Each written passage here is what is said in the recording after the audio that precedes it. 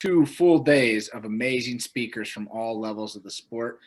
Don't forget that we are driving donations today for Beat the Streets. Beat the Streets is a nonprofit organization.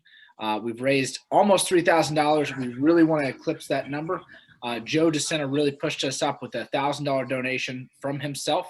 So if you feel like you have a little bit to be able to support that mission of bringing wrestling to inner city programs and inner city individuals who haven't always had the opportunity to participate in this sport that we know changes lives, go ahead and go to the website and follow that donation link and help support the missions that they have supporting Beat the Streets in multiple cities such as New York City, Philadelphia, Cleveland, Chicago, and LA, and several others. On that note, we've had several different books that we've talked about, or different other organizations that we would love for you to support in all the different places that the wrestling world is looking to grow. Anything from women's wrestling all the way over to groups that are doing research to try to make sure that we understand what helps athletes develop and grow based on peer-reviewed research. But without further ado, we're going to hear from Terry Steiner, who is in his 5th Olympic cycle as the women's national team coach. He's served longer than any other person, helping drive our women's wrestling forward at the senior level. And here in just a few days, he's going to be heading out to the team to Tokyo to help lead our charge towards Olympic medals from a lot of solid women that are going to be representing the United States. So Terry, thanks for joining us. Yeah, thank you, Jake, and thank you, Wrestling Mindset, for having me on. It's always an honor to come on and share what I've learned and share my insights to the rest of the wrestling population, because I know it. It starts with you. It starts with the grassroots people. It starts with the high school level coaches, and we're all working together to get these athletes to where they want to be. So I appreciate all of you. Yeah, no, and you're leading the women at the highest level that they can attain. So just give us kind of the timeline. What does the next few weeks look like for the women's Olympic team? Well, we just finished our 4th training camp. So since the trials, we went through 4 training camps. We just finished the 4th one, and Helen and Kayla Marico are just finishing theirs. They stayed on a little bit different plan. But we're just finishing theirs up, so I'm coming to you today from Phoenix, Arizona, with them, and just finishing their camp up. And then we have about a week, just training with your personal coaches and having some time at home to get rid of the clutter and all the the distractions along the way that can take you out of things. So we'll give them a few days to do that. And then we leave for Nakatsugawa, Japan for our acclimation camp on Saturday, July 17th. And we'll be in Nakatsugawa. All 3 programs, men's freestyle and men's Greco, will be with the women in Nakatsugawa we're going to go into Tokyo in 2 different groups, Greco and the women's 3 heaviest weights, Adeline Gray, Tamara Mensah, Stock, and Kayla Marico will go into Tokyo on the 28th of July. And then on the 31st of July, men's freestyle and our lighter weights, Helen Maroulis, Jakara Winchester, and Sarah Hildebrandt will come into Tokyo at that time. And then we start wrestling on August 1st. And so for the women's program, we're wrestling for the entire duration of wrestling during the Olympics. So we start on the 1st with 1 athlete, and we finish up on the 7th with our last athlete, which we're going to go in opposite order. So Adeline Gray starts us out on the 1st. Tamara Mensah will start on the 2nd, and each girl will start on the next consecutive day. And then the last girl is Sarah Hildebrandt, starting on August 6th, finishing up August 7th. So Greco will go the first part of that from the 1st to the 4th, and then the 4th to the 7th freestyle will go. So, we're looking forward to it. I mean, we're in our final phase here. I mean, the work is pretty much done. What I like about it is we're healthy, number one, and that's very important at this stage. And we've had some great training camps, and I think we've pushed them, and we've learned a lot about ourselves and what we need to do. And now we're at that final just tuning phase and making sure we're going into Tokyo on August 1st with the right mindset, right? And not much changes at this point, conditioning wise or anything like that, technically, but going in with the right mindset is important, right? And so I think that's really where we're at now is making sure we're going in, you know, loving what we're doing and being excited about the opportunity in front of us. Yeah, no, and I love those two pieces, right? Loving, you know, the competition coming up, you know, being excited about walking out there are two ways to, you know, deal with the pressures that come with competition. Even though if you hear athletes like Kyle Dake talk, you know, they talk about how pressure is really not real. It's something that we put on ourselves. It's not this actual physical quality. You know, what are some things that you have found have been effective as you take athletes to these elite level tournaments? Obviously, we're talking about the biggest tournament that sometimes an athlete will ever be able to compete in, and most maybe get one if that. What are some ways that you help those athletes focus on those two things of loving the sport and just being excited about it? I think the thing that's always helped is, you know, because at this stage in the game, you know, that title that's on the line can become a burden, right? And we got to keep them in the right state of mind, I guess, to keep that as a challenge in front of them and an opportunity in front of them. You know, because when you say, you know, when something's a burden, it weighs down on us, and it's a very negative mindset. And when you have an opportunity in front of you, a challenge in front of you, it usually helps us grow and helps lift us up and go into it with some steam behind us. And so really that's really where we're trying to get. So really we talk a lot about, you know, going back. Let's go back to the beginning and realize why we started in this crazy sport that we're in. I mean, why did we start in this? What grabbed us? You know, sometimes we find things but I think most of the time wrestling found us, right? Wrestling found these athletes and I grabbed onto them and something didn't let them go. There was something exciting about this sport that kept them coming back for more. And that love for the sport and that passion for what they're doing, those are the most important things. You know, the difference between winning and losing is, yeah, there's technical issues always, right? There's technical things, but the difference between being successful at something and not being successful is usually the love and the passion that you bring with it, the intensity you bring behind it. And that's really where we're trying to get. So for our athletes, we talk a lot about that. We talk a lot about, let's go back, let's step back and get outside of this forest that we're in. And let's look at it from the outside in and realize why we're doing what we're doing. What is it that we love about this sport?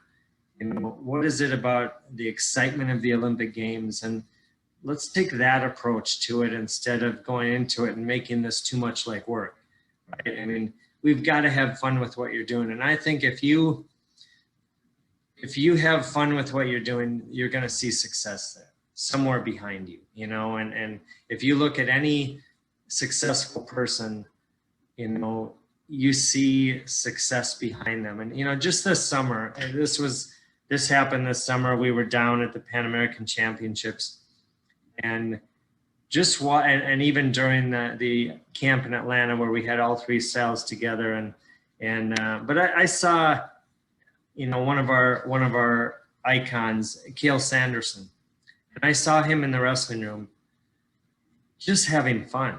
I mean, he's out there rolling around, wrestling with his athletes and wrestling with some of the other coaches, and they're just having fun with what they do. There's no surprise to me the success that's followed this guy, right?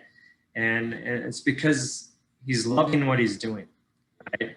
And he just he enjoys every bit about it, but he enjoys the process. It's never about the end result.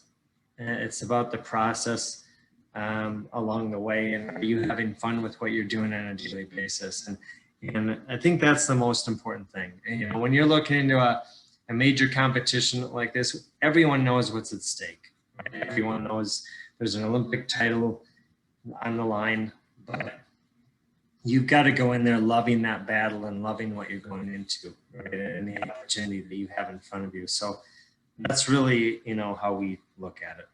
And I think that's great. And I think helping young athletes especially change their perspectives in these two ways can be so powerful. I mean, helping them, I love, you change it from this is a burden to this is an opportunity, which we see over and over in sports. It's like, for a young guy, you go to or a young gal, you go to a camp, and all of a sudden there's somebody that's a higher level than you, whether it's at college or whether it's international. And, is it a burden to go wrestle with them and train with them, or is it an opportunity? And those that are going to continue to grow, they see it as an opportunity. It's like, maybe I get beat up by this person, but that's going to help me improve. And in the same way, loving the sport, and we have a specific lesson that we do with a lot of the teams we work with, which is this exact concept.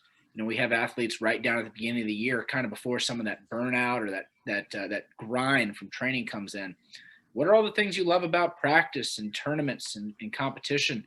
And, that's one of those that if you save and you pull out in that moment where you're really struggling, and remind yourself that you love this thing, you love what you're doing, it's a lot easier to go through, some of the rigors and the difficulties that we face. So, yeah. And so, one of the things that was brought up by Adeline Gray over the last couple of weeks was one of our athletes just had a hard week and was really struggling. And that Adeline said, because it's the Olympic Games, we think everything has to be perfect. Every preparation has to be perfect. And it doesn't, right? What got him in this position, any major championship they've won before, things weren't perfect, right? We still had obstacles. We still had distractions. We still had rough times during that. And that's part of the process, right? It's making it through those hard times and still staying calm up on top, right? And just a reminder of that we don't have to be perfect to win the Olympic gold medal, right? The process doesn't have to be perfect. Yeah, we strive for perfection. We strive to get things right every day, but even when they're not, it hones us in. It makes us think about it a little bit more. It makes us break it down a little bit more. And during that process of breaking things down, you're getting better, you're getting stronger, right? You're figuring things out and understanding it a little bit more, and it does make you better. But the process itself doesn't have to be perfect, right? The strive for perfection, that attitude has to be there, right? But just because it isn't perfect doesn't mean it's not, you're not going to have a great competition. And I know, for some of our athletes, some of their worst training periods ended up being their best competitions at the end of the road. Right? And I, going back years back to Patricia Miranda, I mean, she told me that's what I loved about this sport is I could never get it right. And I could never get it right. It always challenged me more and more.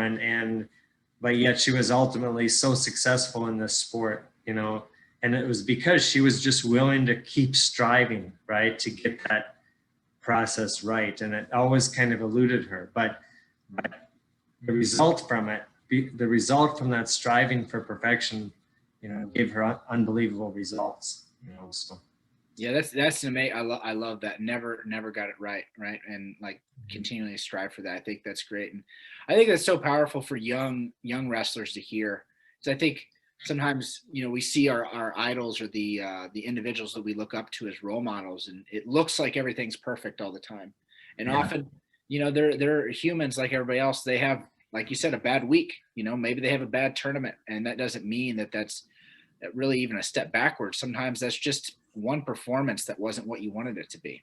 So yeah, it's just part of that the learning process and the preparation process. If we didn't care, it just means that we care, right?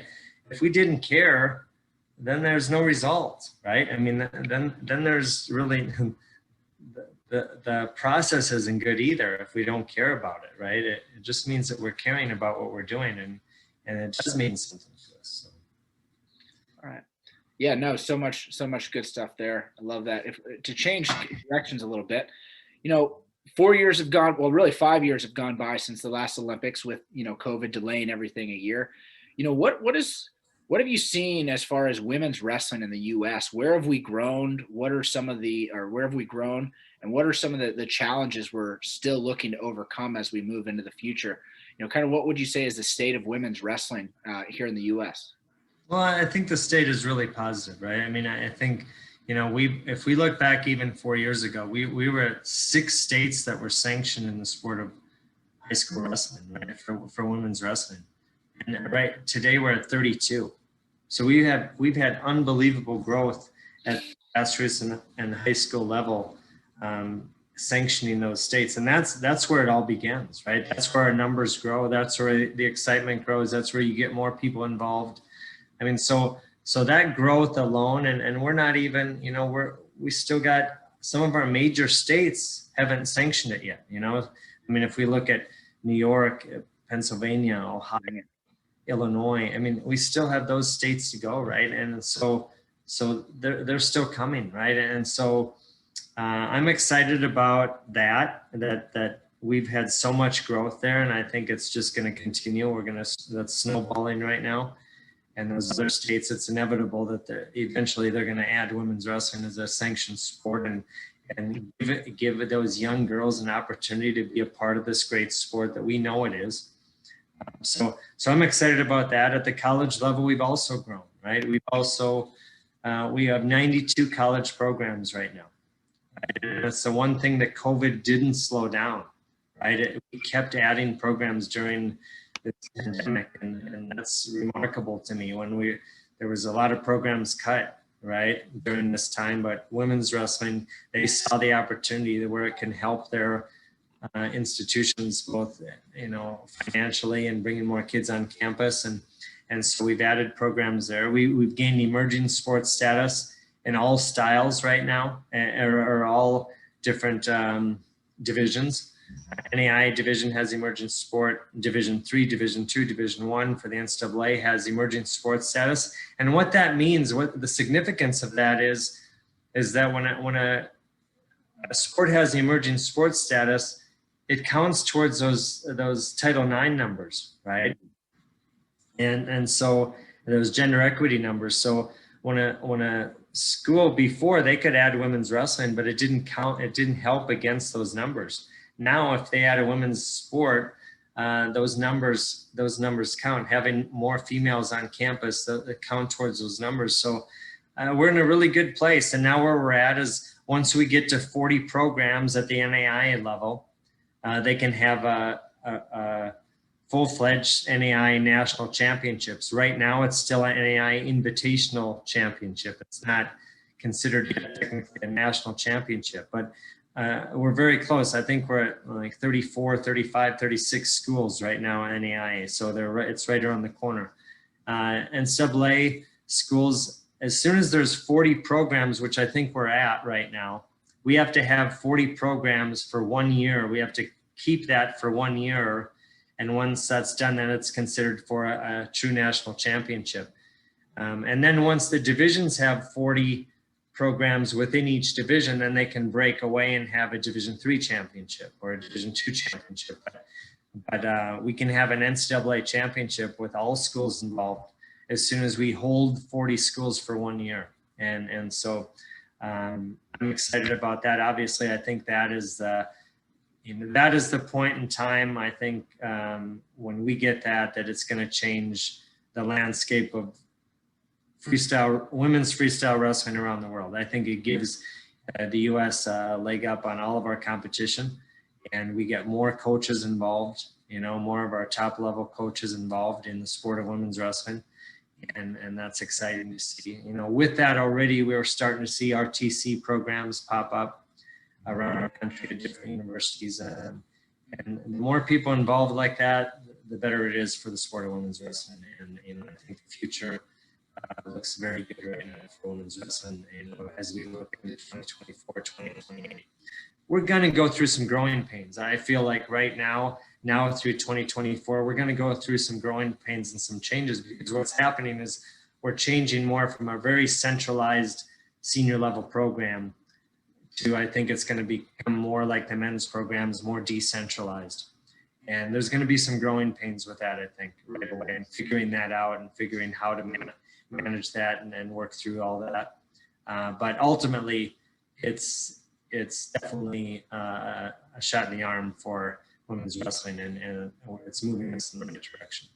Yeah, and I know it is very exciting to see. I mean, we've all talked. I think anybody that loves this sport and has stayed involved with it after competition themselves, the need for us all to be ambassadors, for our sport, to look to grow it, to preserve it, pass it on, hopefully stronger than what we found it when we came into the sport. Now, there's a lot of male coaches that are starting up women's programs at like the high school or younger levels that maybe don't have a ton of experience working with females. As I was talking with Matt Linland yesterday, and one of the ways he described the difference, and obviously we don't have Greco women, but in the past when he worked with female athletes, he described kind of the difference as, with males, it's often like a shoulder thing. We're doing something together, and described it kind of in like casual terms of like men go fishing together. They work on cars with their dads. And with women, there's more of this face-to-face relationship. And that's the way he kind of described it. What have you found are some of the differences that have allowed you to be successful working with women?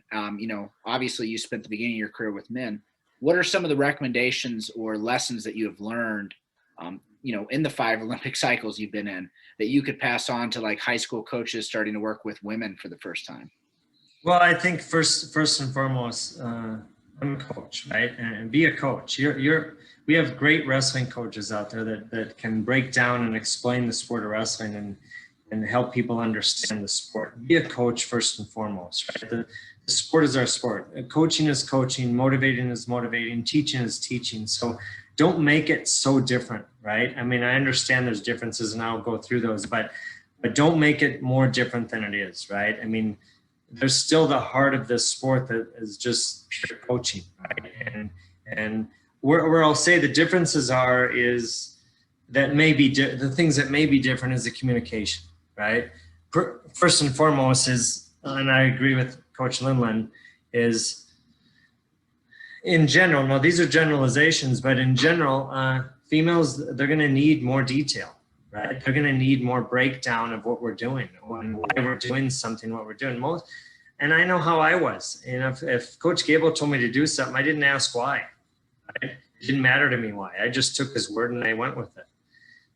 Females, you're going to have to explain why we're doing it, right? They want the details of things, and so be ready and willing to give those details. That communication piece is so important. Just the more communication and letting them communicate. Right? Letting them, as men, we're not so verbal, right? We can take a lot more things. Women need that verbal side of it, right? You've got to verbalize it a little bit more. I would say the relationship part of it is huge, right? I would say a lot of our confidence as a male athlete, our confidence comes from our past successes. I would say that although I think women definitely gain confidence from their success on the wrestling mat or success in practice, when they're doing something, they gain a confidence. But to keep that confidence, I think keeping the confidence is going to come a lot more from the strength of their relationships with their peers, with their coaches. They have to know you care. And I think everyone wants to know their coach cares. I just think it means a little bit more from the female athlete. Right? They need to know that you care as a coach, and that's going to help them a lot more with the confidence level. I think the conflict resolution, just dealing with conflict, men will figure it out themselves. They may slug each other and it might get into a slugfest, but they'll walk out of the room and they'll forget why they were fighting, right? It'll be done with and over with the next day. Female athlete, that will not be over with. If there's an issue, I think the biggest thing I've learned is you've got to deal with it. Otherwise, more people are going to be involved, and it's going to turn into a lot more than you did. And the one thing that I feel blessed, to have female coaches on my staff, because I believe that the athletes will communicate a lot deeper with them than they will with me. And because of that, we're starting to hit those conflicts a lot earlier in the stage that they're in than we were before. When I had all male coaches, we had forest fires before we even knew there was something wrong, right? Mm. Just we're hitting them off, we're squandering them when there's still brush fires, right? And we're stopping them before they get blown into big conflicts. But, so there's some differences, right? I think you have to, I wouldn't single a female out in front of their group, right? I would take them aside and let's deal with the issue alone or with another coach, but not so much in front of a group. But with the guys team, I wouldn't worry about that so much. Right? Usually guys will call each other out, right? And deal with it right there. So I think those are some differences. Mm-hmm. But when it comes down to just coaching, Mia Hamm put it best. I read this from Mia Hamm a long time ago. She said, coach us like men, but treat us like women. Right? Mm. It was a great statement from her. Like they don't, the women aren't asking for anything less. Like give us your best, keep the standards the same, but just treat us a little bit different. Right? Just communicate with us a little bit more, right? And show your caring and your love for your athletes maybe a little bit more, right? And they're going to show that back. I don't think it's anything about that the athlete doesn't want to give what you want. And I want to bring up this story. I always bring it up to a group of coaches.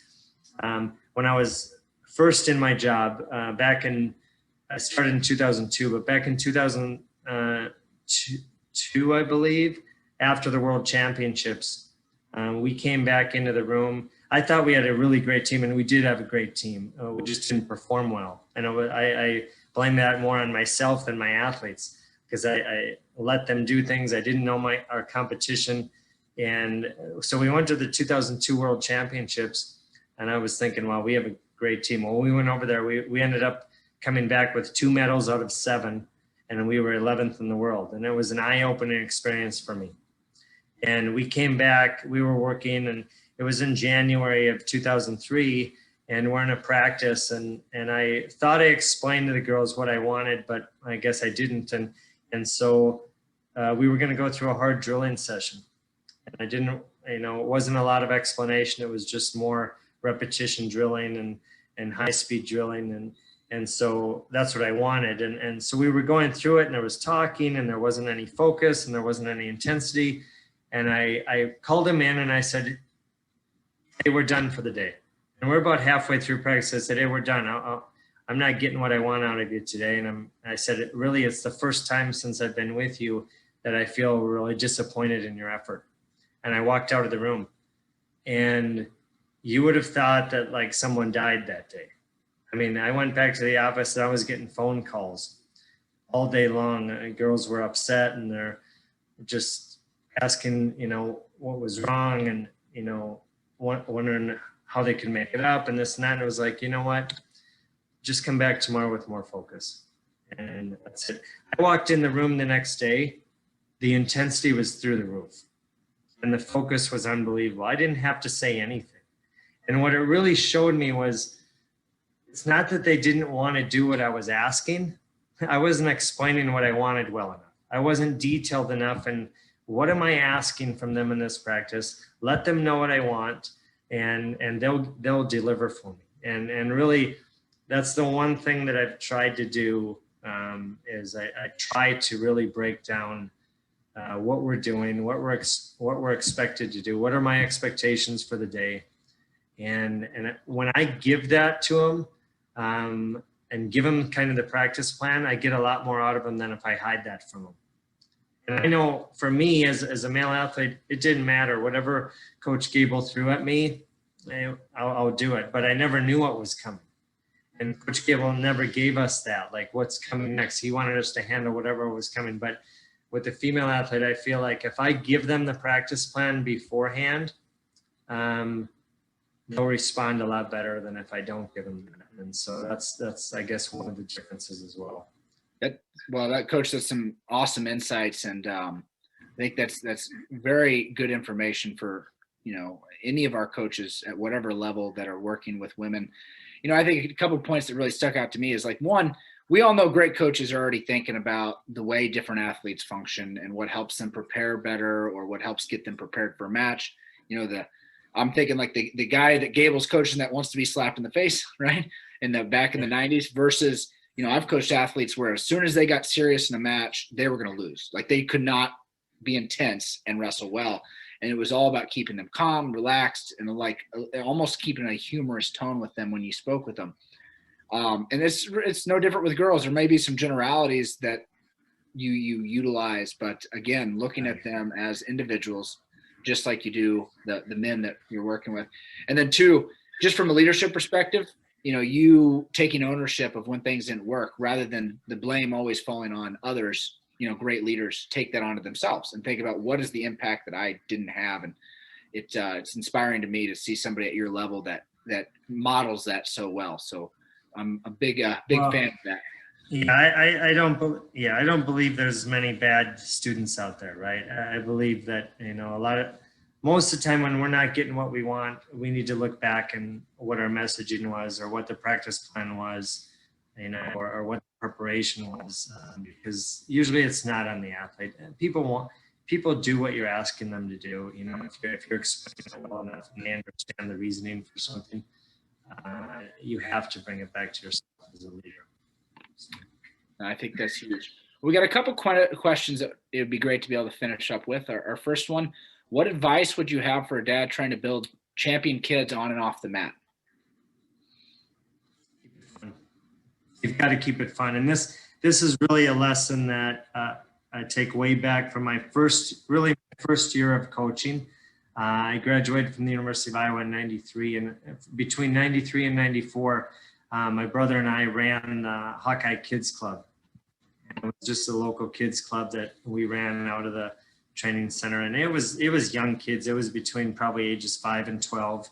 I don't even know if we had any high school kids in there. It was all young kids, and one day, Troy and I tend to be very systematic and maybe too serious at times, and I remember Coach Gable coming in one day, and he watched for a while, and then they walked out of the room, and the next day I walked in and he said, I was watching last night. He said, just a couple things to remember. He said, there might not be one of these kids that is a Terry or Troy Steiner, right? And it doesn't matter. That's irrelevant, right? And he said, but keep it fun, right? If they're loving what they do, if they're loving the sport of wrestling, if they're loving coming to wrestling practice, they're loving their time in the wrestling room, they're loving their time with the other wrestlers, they're loving time around their wrestling coaches. Once you get them hooked, you can teach them forever. And if you try to start teaching too early, really the nuts and bolts of the program and of the sport of wrestling, then it can become boring to them, right? So keep it fun, keep it exciting. And I think that's the thing I've always carried with me is it's got to be fun first, right? And of course, at a certain point, you've got to change that because losing is not fun. And so at some point, you have to learn how to wrestle. But first, you've got to help them fall in love and find the passion for the sport. And I think right along with this, you have to build the competitiveness within them.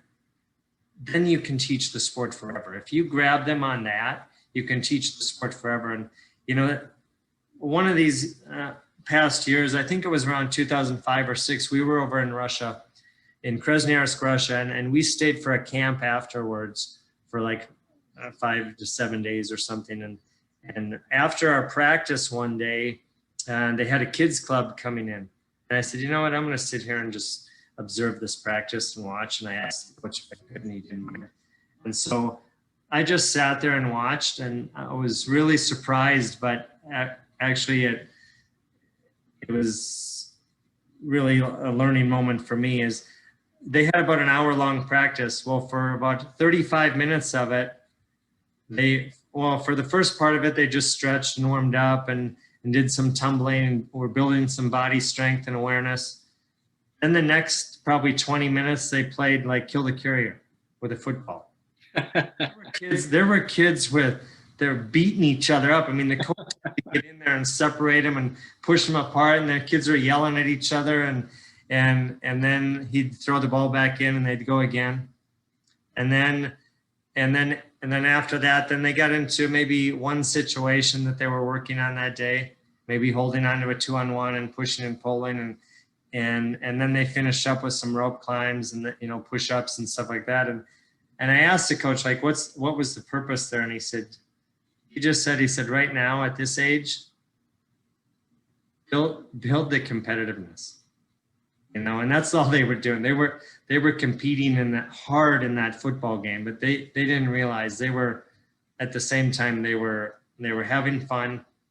They were learning some body awareness and the tumbling at the beginning. They learned a little bit of wrestling at the end, but most of it was about building that competitiveness. And you could tell those kids had fun in that wrestling room, right? And I think that's the most important thing. I think that one of the biggest mistakes we have in this country is we have an age group, 5 to 6 year old, 5 to 8 year old national championship for what?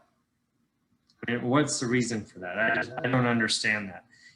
Let these kids be kids and have fun with the sport, and then go fishing and camping later or something like that. I mean, keep it fun, and the progress.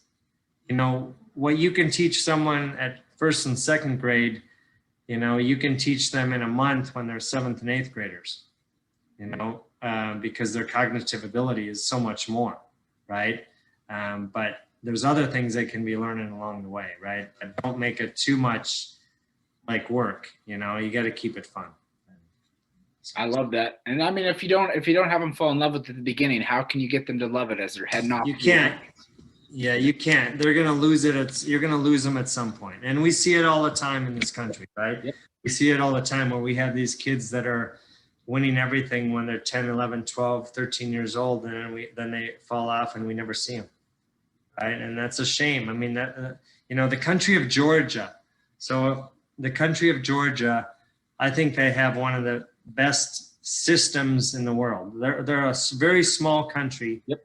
Yet in men's Greco and freestyle, they're always top 5 in the world. Right?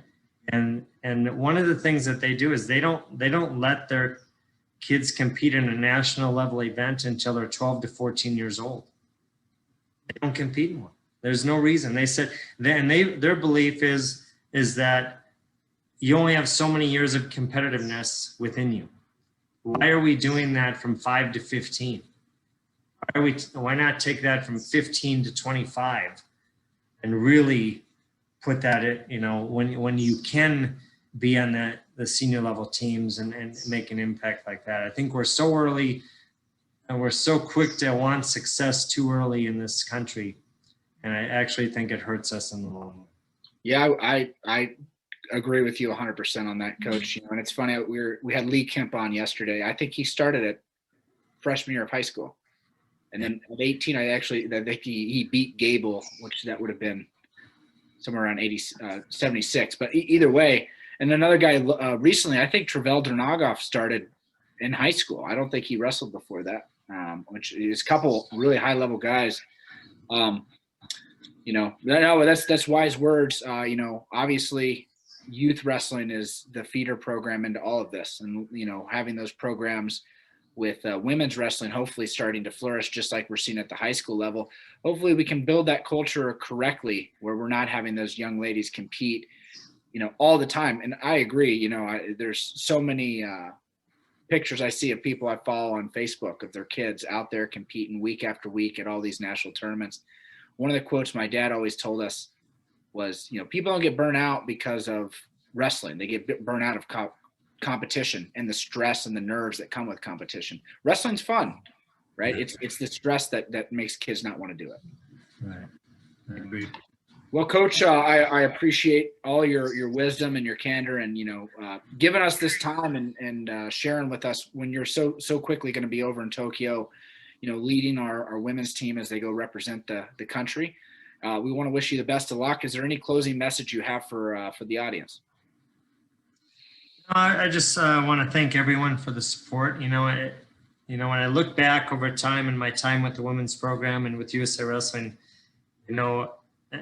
and I knew this at the time, I knew that winning championships and coaching athletes was one thing, but really getting people behind the sport of women's wrestling was more of a generational change, right? And I knew that was going to take time and a lot more energy, and I feel that we have that now, right? I felt like for a long time it was a battle with everyone when you start talking women's wrestling. Not people just weren't sure if that's where a female should be, if they should be on that competition mat. And I feel like that is definitely changing. And a lot of our athletes right now, they, male or female, they don't know wrestling without women involved. Right? And so I just think it's a great thing to see the support out there for these women. Obviously, if we can't get excited for the women going after gold medals, how can we get excited for the men going after them, right? I mean, they're fighting the same battles within themselves. They're out there doing everything they can to be successful in their passion and the sport that they love. And so, you know, and I just see the support there more and more that are behind this movement and the organization and the athletes involved in it. And I'm just thankful for it. I'm thankful for people seeing the value of the sport. And I think that's the biggest thing is people are starting to see the value of the sport on individuals. It doesn't matter if it's a male or a female, right? This sport is a great sport, and we know that. And we should all be, you know, singing praises to the sport of wrestling. And it grabbed all of us at some point, never let us go. And I'm the same in that spectrum, right? I mean, I'm now been involved as a coach for almost 30 years as a coach, and it never let me go, right? It just kept pulling me back in for one reason or another. And the reason for it is there's so much value in this sport and what it can teach a human being. And you can only learn so much in the classroom. But out here, you're fighting the battles. You're learning how to pick yourself up after hard times and after failure, and learning how to deal with adversity. And in doing all of that in the sport, we learn that every day in the sport of wrestling. But we're preparing these kids for life, right? We're giving them, you know, it's kind of like giving a kid, yeah, you can give them $100,000 or $1 million and set them free, or you can give them the tools to be successful, right? And that's what this sport does. It gives us the tools to be successful in life. And I think there's nothing greater, you know, to give a young kid is give them the tools where they know how to battle and know how to deal with life head on. And that's what the sport of wrestling does. So again, I'm grateful for everyone jumping behind the opportunity for women to be in this sport. I think it can help our sport immensely on both sides, for the males as well. And I'm just grateful for it. And, you know, I'm excited for the opportunities ahead of us in the next few weeks, because we do have a great team, and they've done a great job of preparing, and we're excited about it. And I hope that you're all up in wee hours of the morning watching them get those gold medals around their necks. So. Well, Coach, I, for one, will be awake. I am real inspired. You know, I appreciate your time and a whole bunch of great information. So good luck out there, and go get them, and I'll talk to you soon. Thank you. Thank you, Jake.